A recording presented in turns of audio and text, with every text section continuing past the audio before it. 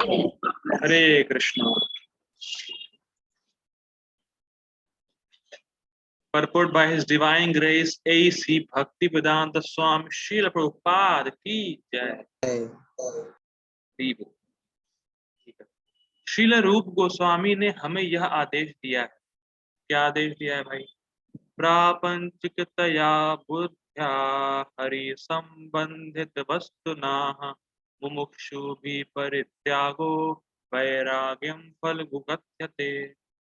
प्रापंचिकतया बुद्ध्या हरि संबंधित वस्तुनः, हरि के संबंधित जो भी वस्तु है उसमें प्रापंचिकतया बुद्धिया लगाना, प्रापंचिकित बुद्धि लगाना। ये क्या होता है? उन वस्तु को भौतिक रूप में देखना। हरि के संबंध में जो भी वस्तु है उनको भौतिक मानना और भौतिक रूप से उसको देखना। ऐसे जो मुमुक्षु भी हैं, जो मुक्ति की इच्छा रखने वाले हैं, उनको मुमुक्षु भी बोलते हैं। जो मुक्ति की इच्छा रखने वाले हैं वो हरि के संबंध में जो वस्तु है उनको भौतिक मान के परित्यागो, उनका त्याग कर देते हैं। ऐसा वैराग्य फल्गु है, ऐसा वैराग्य झूठा है। ठीक, पढ़ते हैं। कृष्ण भावना अमृत के विकास से मनुष्य जान सकता है कि प्रत्येक वस्तु का उपयोग भगवान की सेवा के लिए किया जा सकता है। क्वेश्चन आज क्वेश्चन पे क्वेश्चन। तो पहली लाइन से ये क्लियर हो रहा है कि ये जगत माया तो नहीं। ठीक, तो माया है क्या? हर वो चीज जो हमें भगवान का चिंतन करने से रोकती है या भगवान का मतलब भक्ति करने से हमें रोकती है, वो सब चीज माया है। ओके, हर चीज तो मुझे ऐसा कृष्ण की माता है, जी कहती हैं। हर चीज तो नहीं, हर कृष्ण वो की। चीज जो हमें रोकती है, जैसे हाँ अभी तो हमारा मोबाइल फोन, हाँ, तो वो मोबाइल फोन भी तो कृष्ण का है। कृष्ण की एनर्जी है ना मोबाइल, तो कृष्ण की हुई वो तो वस्तु हमें नहीं रोकती है। ये बहुत बड़ी भ्रांत धारणा है कि वस्तु हमें रोकती है। क्या रोकता है हमें ये बताइए? वस्तु माया प्रभु नहीं जी, है। हमारा हमारा कॉन्शियसनेस मतलब कॉन्शियस। भगवान को ऑफर करना है या अपने लिए उसका ठीक है, माता इंद्रिय जी का तृप्ति में यूज करना है। 80% थोड़ा थोड़ा फिट माता जी ने बताया। प्रभु जी आप जी, बताइए। जो हम लोग की इच्छा है भोग करने की अपने लिए। हरी बोल, गिव अ बिग क्लैप। हरी बोल, हरी हरी। हरी हरी। वस्तु माया नहीं है, ना वस्तु हमें रोकती है। अगर उस वस्तु को, क्योंकि सारी चीज कृष्ण की, अगर हम उस चीज को अपने भोग के लिए देखते हैं वो माया है, वो माया है। अगर हम उसी वस्तु को, जैसे माता जी ने कहा मोबाइल, अगर मोबाइल को कोई अपने भोग के लिए देख रहा है तो वो माया। अगर उसी मोबाइल को कृष्ण की सेवा में लगा रहा है, क्लास कर रहा है, गीता भागवता में जो भी है, तो फिर वो वस्तु कृष्ण की सेवा में लग गई है। अब वही वस्तु आपको निकाल देगी कर्म बंधन से। ये बहुत बड़ा साइंस है और यही लोगों को पता नहीं होता है, इसीलिए वो सोचते हैं कि हरि की जो भी वस्तु है वो सब भौतिक ही तो है। वस्तु वास्तव में भौतिक नहीं है। वस्तु को आप अपने भोग के लिए देखते हैं, ये माया है, वस्तु माया नहीं। ठीक है, आएगा प्रभुपाद जी लिखेंगे इसको, इसलिए मैंने पहले बता दिया। जो कृष्ण भावना अमृत के ज्ञान से रहित है वे कृत्रिम ढंग से भौतिक विषयों से बचने का प्रयास करते हैं। ठीक है, फलतः वे भव बंधन से तथाकथित वैराग्य फल्गु अर्थात गौण कहलाता है। जो जो जो वैराग्य फल्गु है उसको गौण बोलते हैं, मतलब काम का नहीं, वो बैकग्राउंड वाला है, फोरग्राउंड नहीं है। इसके विपरीत कृष्ण भावना भावित व्यक्ति जानता है कि प्रत्येक वस्तु का उपयोग भगवान की सेवा में किस तरह किया जाए। वो सब जानता है कि सारी वस्तु जब कृष्ण की है तो इन सारी वस्तु को मुझे कृष्ण की सेवा में लगाना, उसको पता है। फलतः वह भौतिक चेतना का शिकार नहीं होता। वो ये जानता है कि ये वस्तु मेरे भोग के लिए है ही नहीं, इसीलिए वो भौतिक चेतना का शिकार नहीं हो पाता। बहुत इंटरेस्टिंग। उदाहरणार्थ, निर्विशेषवादी के अनुसार भगवान निराकार होने के कारण भोजन नहीं कर सकते, अतः वह अच्छे खाद्यों से बचता रहता है, निर्विशेषवादी। किंतु भक्त जानता है कि कृष्ण परम भोक्ता हैं और भक्ति पूर्वक उन पर जो भी भेंट चढ़ाई जाती है उसे वे खाते हैं। अतः भगवान को अच्छा भोजन चढ़ाने के बाद भक्त प्रसाद ग्रहण करता है। इस प्रकार हर ये लाइन बहुत इंपॉर्टेंट। इस प्रकार हर वस्तु प्राणवान हो जाती है। मेरा क्वेश्चन, इस लैपटॉप से मैं कृष्ण की सेवा कर रहा हूँ, ठीक। बेसिकली क्लास हो रही, गीता तो प्रसन्न हो रहे होंगे, हो रहा नहीं हो रहा पता नहीं मेरी गीता क्लास से, लेकिन होप सो की हो रहे होंगे, ठीक है। अब प्रभुपाद जी कह रहे हैं इस प्रकार हर वस्तु प्राणवान हो जाती है। तो प्राणवान मतलब क्या ये लैपटॉप मेरी क्लास सुन रहा है, नहीं सुन रहा है? तो प्राणवान मतलब क्या? इसमें क्या प्राण आ जाएंगे, सुनने लगेगा मेरी बात ये पे लैपटॉप? प्राणवान का मतलब क्या?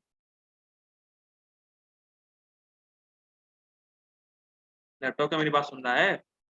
लैपटॉप मुझे बोल रहा है कि अरे प्रभु जी आप क्या क्लास करते हैं, शानदार क्लास करते हैं आप। ऐसा तो नहीं बोल रहा है। तो प्राणवान मतलब क्या? ये प्राण मतलब स्पिरिचुअलाइज हो जाते हैं, हाँ, तो स्पिरिचुअलाइज। क्या तो इसमें ये चेतना आ जाएगी, इसमें तो मतलब चेतना चेतना आ गई इसमें। इंटरेस्टिंग। प्रभु जी कृष्ण का सेवा में यूज हो पा रहा है ना आपको? हाँ, तो सेवा में हो रहा है वो तो मैंने कही रहा, लेकिन प्राणवान मतलब क्या? स्पिरिचुअलाइज, जैसे प्रभु जी ने कहा स्पिरिचुअलाइज हो जाएगी, स्पिरिचुअलाइज हो भी गई, ठीक, मैंने मान लिया। तो स्पिरिचुअलाइज होने का मतलब क्या? चेतना आ गई इसके अंदर। स्पिरिचुअल वस्तु में तो चेतना होती है ना। ये है प्रभु जी, मतलब कि वो जो वस्तु स्पिरिचुअलाइज हो गई है वो आपको कर्म बंधन में नहीं बांधेगी।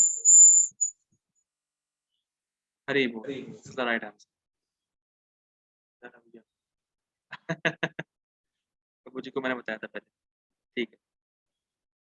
प्रभु जी आपसे तो सीखा सब कुछ। कृष्ण कृपा है, हरी बोल।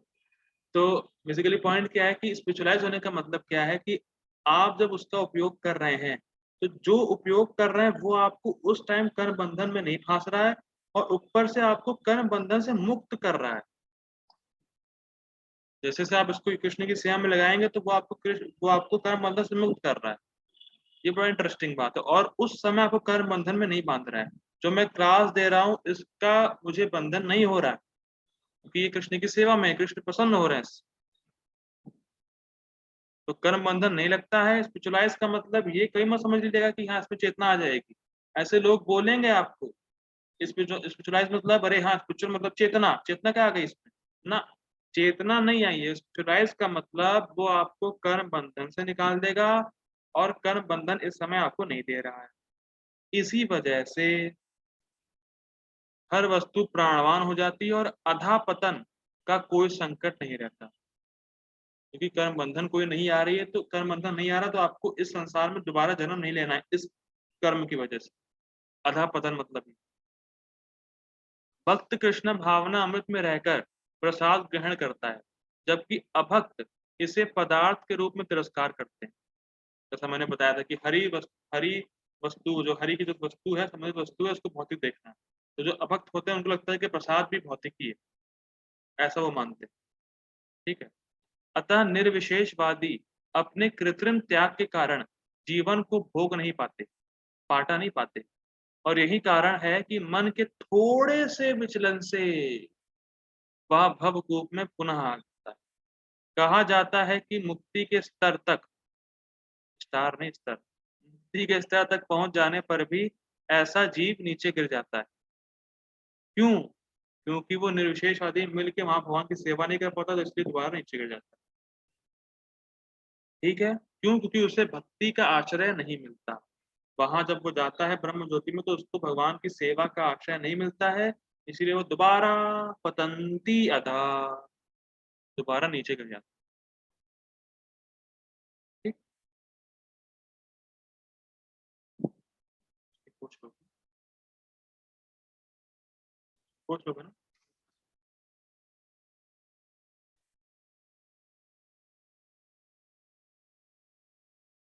थक तो नहीं गए आप लोग? 1 घंटा हो गया। नहीं प्रभु जी। नहीं प्रभु जी, बहुत अच्छा लग रहा है। ठीक है, चलिए ठीक।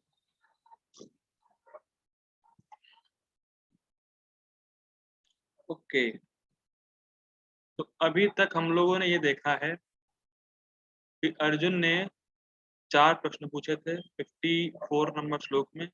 स्थित प्रज्ञस्य का भाषा, हे केशव आप स्थित प्रज्ञ को कैसे परिभाषित करेंगे?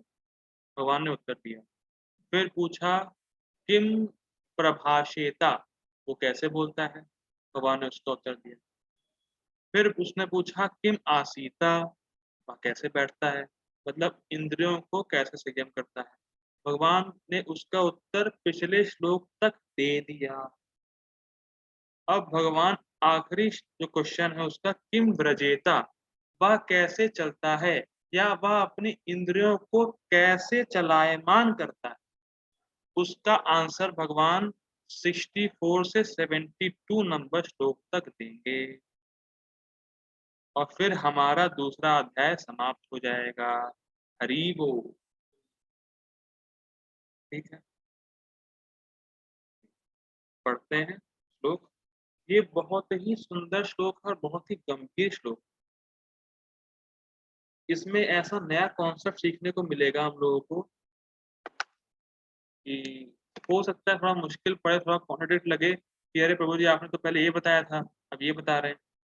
सबका समाधान होगा। थोड़ा सा अच्छा, थोड़ा सा अलग कॉन्सेप्ट तो थोड़ा समझने में शायद मुश्किल पड़े, लेकिन पूरा प्रयास रहेगा, मैं समझा दूंगा कृष्ण कृपा से। राग द्वेष वियुक्तस्तु विषयानिन्द्रियश्चरन् आत्मवश्यैर्विधेयात्मा प्रसादम अधिगच्छति। किंतु समस्त राग तथा द्वेष से मुक्त एवं अपनी इंद्रियों को संयम द्वारा वश में करने में समर्थ व्यक्ति भगवान की पूर्ण कृपा प्राप्त कर सकता है। कुछ कम हुआ ना टेक्स्ट? ठीक है, मुझे कुछ दिखाना। ठीक है, ओके।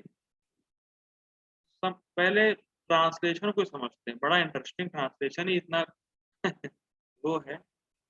ये कुछ कुछ पॉइंट्स है वो आपको समझने होंगे। व्यक्ति की इंद्रियां, हमारी इंद्रियां, जो भी व्यक्ति है उसकी इंद्रियां वहां भागती हैं जहां उसको पूर्व संस्कार की वजह से अच्छा लगता है। ठीक, फिर रिपीट करता हूं। व्यक्ति की इंद्रियां वहां भागती हैं जहां पूर्व संस्कार, जो पूर्व भोग के संस्कार हैं, उस उसकी वजह से जो उसको अच्छा लगता है इंद्रियों को, वहां भागती हैं। ठीक? और उन वस्तु से दूर भागती हैं जहां पिछले संस्कार की वजह से उसको बुरा लगता है या उसको बुरा मानती है। समझ में आ रहा नहीं है? किसी को रसगुल्ला अच्छा लगता है, किसी को नहीं लगता। किसी को करेला अच्छा लगता है, किसी को नहीं लगता। तो पूर्व संस्कार की वजह से इंद्रियां वहीं भागती हैं जहां उसको अच्छा लगता है, जहां उसको बुरा लगता है तो वहां नहीं जाती है, जहां उसको अच्छा लगता है वहां जाती है। ठीक, इतना समझ में आ रहा होगा? ठीक है ना, कोई दिक्कत तो नहीं होगी। लेकिन यहाँ एक शब्द है विधेय आत्मा, किसको दिख रहा है? दिख रहा है विधेय आत्मा, दिख रहा है? दिख ही रहा होगा, पीछे नहीं हो रही स्क्रीन, नहीं दिख रही क्या आप लोगों को? हरे कृष्णा। यस प्रभु जी, दिख रही है। ओके, ठीक है ठीक है, दिख रही है। यस प्रभु जी, दिख रही है। ओके ओके माता जी, थैंक यू। विधेय आत्मा, ठीक है ना? तो विधेय आत्मा का मतलब है जो व्यक्ति विधि का पालन करता है। विधेय आत्मा मतलब जो व्यक्ति विधि का पालन करता है, शास्त्र के नियमों को फॉलो करता है, उसे भगवान की कृपा प्राप्त होती है। ठीक। विधेयात्मा, जो व्यक्ति विधि का पालन करता है, जो शास्त्रों में नियम बताए गए हैं उसको जो व्यक्ति फॉलो कर रहा है, उसको प्रसादम अधिगच्छति। प्रसादम मतलब भगवान की कृपा प्राप्त होती है। अब एक इंटरेस्टिंग बात ये है, मान लीजिए कोई व्यक्ति विधि का पालन कर रहा है, भले ही उसके मन और इंद्रियों को अच्छा नहीं लग रहा है, फिर भी वो उसको अगर कर रहा है तो कृपा प्राप्त होगी भगवान। ठीक, ये विधेय आत्मा का एक सिंपल मीनिंग है। अब विधेय आत्मा का एक और मतलब है जो बलदेव विद्याभूषण गीता भूषण में लिखेंगे, और उसी को प्रभुपाद जी अपने परपोट में। ठीक है, और ये मतलब बड़ा खतरनाक, बड़ा चकित कर देने वाला मतलब। तो सुनते हैं एक और अर्थ जो प्रभुपाद जी ने गीता भूषण से फॉलो करते हुए परपोट में। वो ये है, इस प्रकार है वो। थोड़ा सा हो सकता है आप लोगों को लगे कि अरे यार ये क्या ऑपोजिट लग रहा है, मतलब उल्टा लग रहा है, लेकिन ऐसा है।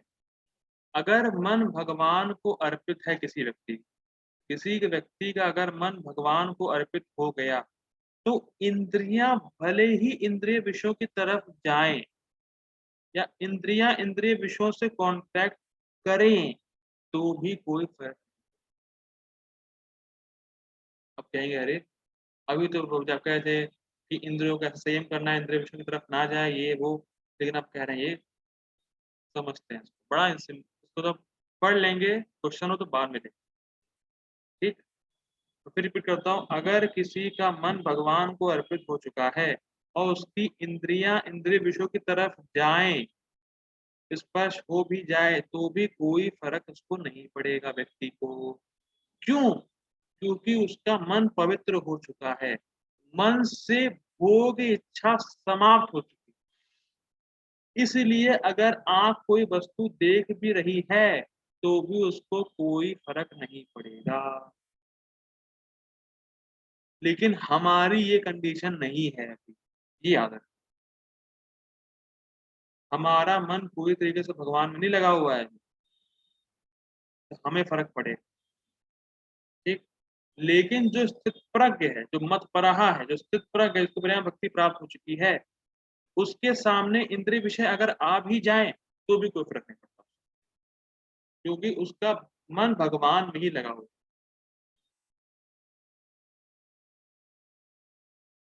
इसको उल्टा देखते हैं, जैसे मान लीजिए कोई बहुत बड़ा भोगी है, कर्मी है, जो भौतिकतावाद में लगा हुआ है, उसको अगर आप गीता के श्लोक खोल के पढ़ा भी रहे हैं, जिसने बुक डिस्ट्रीब्यूशन किया होगा उसको पता होगा, दिखा भी रहे हैं, तो वो उसको देख रहा है, लेकिन उसका मन अभी भोगों में लगा हुआ, उसको देख के भी वो देख नहीं रहा।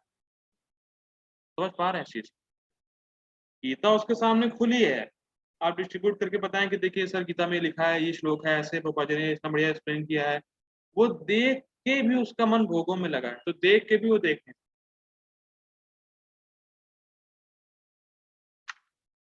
ठीक, अब इंटरेस्टिंग बात, भगवान ये बात बोल ही क्यों रहे हैं? सबसे अच्छा तो लिंक है इसका कि भगवान ये क्यों बोल रहे हैं भाई। ठीक, समझते हैं इसको, बहुत सुंदर श्लोक है, मजा आ गया। क्योंकि इससे पहले भगवान ने क्या कहा था अभी पिछले श्लोक में, कि इंद्रियों को अगर कोई कंट्रोल कर भी ले, लेकिन अगर वो मन में विषयों का ध्यान कर रहा है तो फिर वो गिर जाए। लेकिन यहाँ जस्ट अपोजिट, अगर मन भगवान में लगा है और इंद्रियां बाहरी तौर पर काम कर रही है, इंद्रिय विषयों के आसपास हैं, तो भी वो गिरता नहीं, उसे भगवान की कृपा प्राप्त। समझ में आ रहा है कनेक्शन की? बहुत फास्ट हो रहा है या कुछ ऊपर से निकल रहा है? समझ में आ रहा है ना क्या बोलना चाह रहे हैं? जी, जस्ट अपोजिट है इसका ये श्लोक।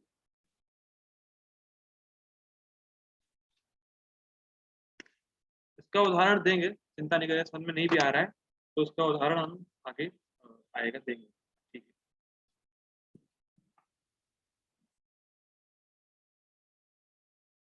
पढ़ते पढ़ते हैं गीता भूषण टीका।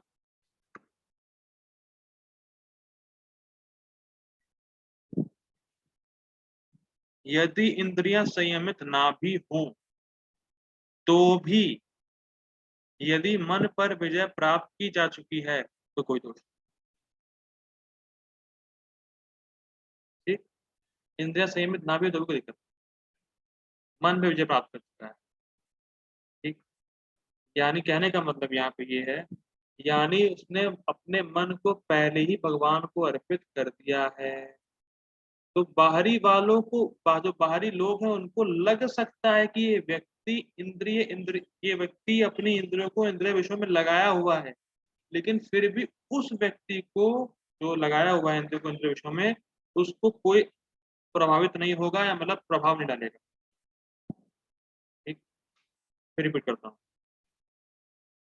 अगर उसका मन भगवान में अर्पित हो चुका है, मन में भगवान का चिंतन चलता रहता है, मन भगवान को अर्पित कर दिया है, तो बाहरी तौर से लग सकता है कि उसकी इंद्रियां इंद्रिय विषयों में लगी हुई हैं, लेकिन ना लगी हुई हैं और ना उसको इफेक्ट डाल रहा है। जो व्यक्ति जिसका मन भगवान को अर्पित है, उसको इंद्रियां इंद्रिय विषयों में है होते हुए भी उसको इफेक्ट नहीं पड़ रहा है, क्योंकि उसका मन भगवान में लगा।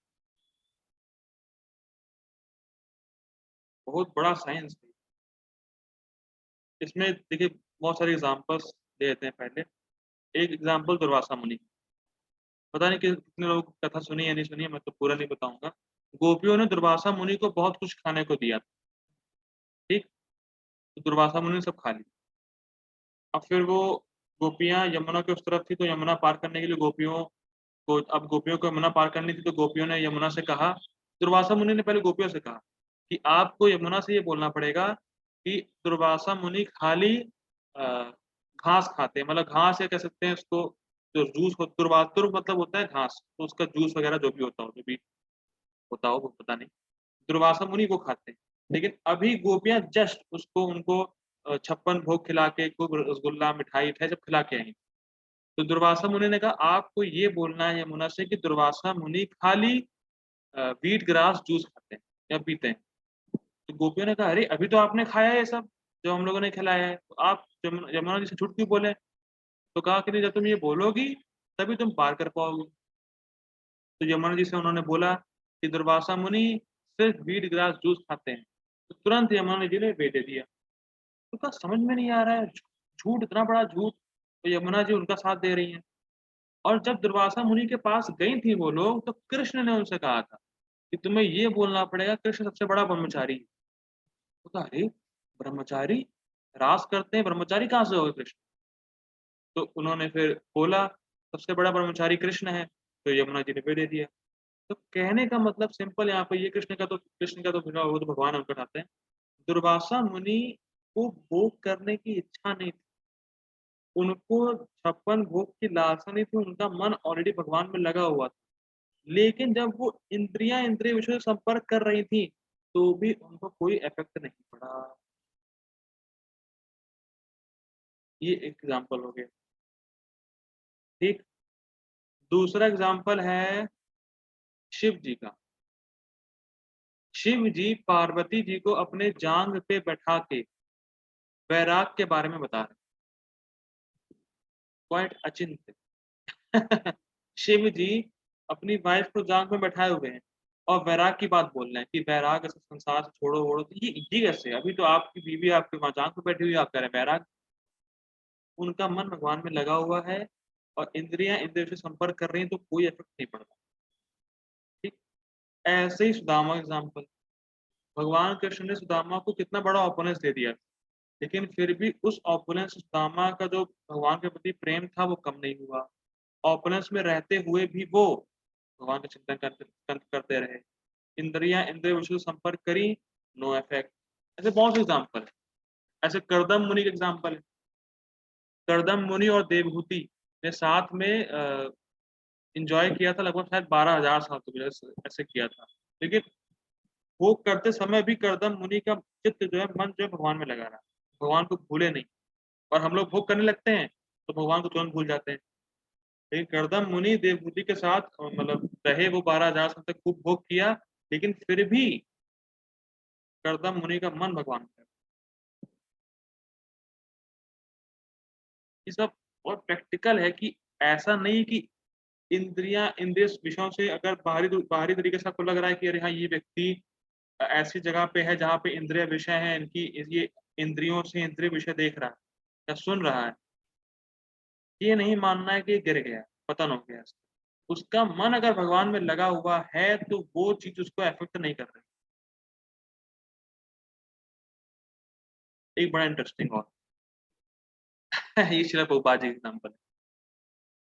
शिला प्रभुपाद जी से एक रिपोर्टर ने पूछा कि स्वामी जी यहाँ तो बहुत सारे योगी लोग हैं, बहुत सारे स्वामी हैं फॉरेन में, अमेरिका में, तो आप में क्या खास है?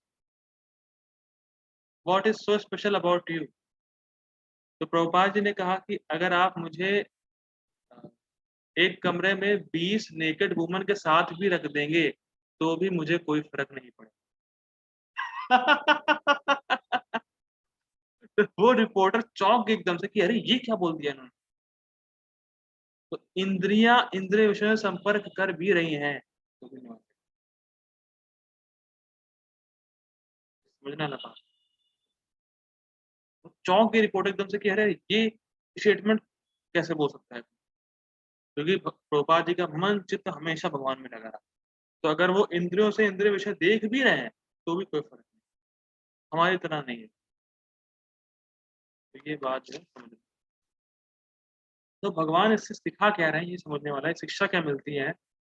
भगवान ने क्या सिखाया अभी तक कि मतपरा, अगर कोई मतपरा नहीं होता है और अपने मन को मुझ पे अर्पित नहीं करता है, तब तक विषयों में गिरने की संभावना पूरी तरीके से बनी रहती है।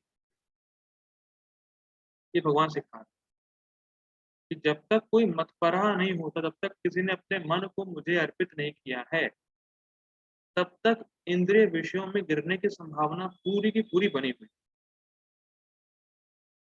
और अगर उसका मन भगवान में लग जाए, मान लग गया, और बाहरी तरीके से लग भी रहा है कि वो व्यक्ति की इंद्रियां इंद्रिय विषयों में लगी भी हुई है तो भी नहीं लगी, मतलब पानी में रहते हुए भी पानी में नहीं। ये समझ गया? समझ में आ रहा है? बहुत इंटरेस्टिंग श्लोक है। अगर किसी का मन भगवान में लगा है, मन भगवान में फिक्स हो चुका है, तो अगर वो बाहरी तरीके से उसकी इंद्रियां इंद्रिय विषयों में लग रहा है कि लगी हुई है, जैसे जैसे आंख से कुछ सुंदर रूप देख रहा है वो व्यक्ति, या कान से कुछ भौतिक सुन भी रहा है, कुछ ऐसा हो रहा है, तो भी उसको कोई फर्क नहीं पड़ता है उस व्यक्ति को, क्योंकि उसका मन भगवान में। ठीक है ना? बड़ा इंटरेस्टिंग श्लोक है, बड़ा अच्छा कॉन्सेप्ट सीखने को मिल रहा है कि अगर आपका मन भगवान में लगा है तो आपकी इंद्रियां ऑटोमेटिकली संयमित है, और अगर आपने मन भगवान को अर्पित नहीं किया है तब तक अभी भी आपका गिरने का चांस बना हुआ। और तथाकथित रूप से अगर कोई व्यक्ति को आप देखें कि तो इंद्रिय विषयों में लगा हुआ है, सुंदर रूप देख रहा है या जो भी कर रहा है, जैसे मान लीजिए प्रभुपाद जी थे और बाकी जैसे योगी हैं, अरे पैसा नहीं चाहिए, ये नहीं चाहिए, वो नहीं चाहिए, इससे दूर रहो, ये है, ऐसा है, वैसा है। लेकिन प्रभुपाद जी क्या किया, खूब पैसा भी लिया, और और जो उनके डिसाइपल थे, लड़का लड़की साथ में रहते थे, उन दोनों की शादी भी कराई। कोई सन्यासी शादी नहीं कराता है, शादी में जाता है, लेकिन उन्होंने शादी भी कराई। और जो उनके जो बॉयज डिसाइपल, गर्ल्स डिसाइपल थे, उनको रहते थे साथ में, उनकी शादी कराई, उनको गृहस्थ आश्रम के नियम बताए, संन्यास आश्रम में रहते हुए भी। तो वो सब उन्होंने किया कृष्ण की प्रसन्नता के लिए। और अगर कोई ऐसा कर भी रहा है कि अरे देखो ये तो सन्यासी होते हुए शादी करा रहे हैं, अगर तथाकथित रूप से बाहर से कोई देखे भी प्रभुपाद जी को, अरे यार सन्यासी हैं और शादी करा रहे हैं, शादी में जा रहे हैं, और उसके उनके बाहरी रूप में देख के फंस जाएगा, तो दिक्कत हो जाएगी, तो अपराध हो जाएगा। इसीलिए वैष्णव की क्रिया और मुद्रा ना बुझाए। वैष्णव की क्रिया और मुद्रा को समझ पाना इतना आसान नहीं। वो भले ही मैनेजमेंट में लगा हो, पैसे से डील कर रहा हो, ये कर रहा हो, वो कर रहा हो, लग रहा हो आपको कि अरे तो देखो बैरागी है ही नहीं, है तो बैरागी, तो बैरागी है ही नहीं, कुछ नहीं छोड़ा इसने, खूब बढ़िया खा रहा है, खूब पैसा कमा रहा है, खूब ये कर रहा है, खूब वो कर रहा है, लेकिन उसका मन कहाँ लगा ये इम्पोर्टेंट। उसका मन भगवान में लगा रहता है, इसीलिए वो चीज भी उसको अफेक्ट नहीं कर पाती है। ये सिद्धांत समझना बहुत जरूरी है। ठीक है ना? आगे बढ़ते हैं। इन 8 श्लोकों में, तो 64 से 72 श्लोकों में भगवान अर्जुन के आखिरी प्रश्न की स्थित प्रज्ञ व्यक्ति किस प्रकार से इंद्रियों के कार्यों में प्रवृत्त होता है उसका उत्तर देना। ठीक है, मैंने बता दिया है। पिछले श्लोक में कहा गया है कि यदि व्यक्ति कर्म इंद्रियों को तो संयमित करता है परंतु मन को मुझको अर्पित नहीं करता तो उसके आध्यात्मिक प्रयास विफल हो जाएंगे। समझा दिया मैंने।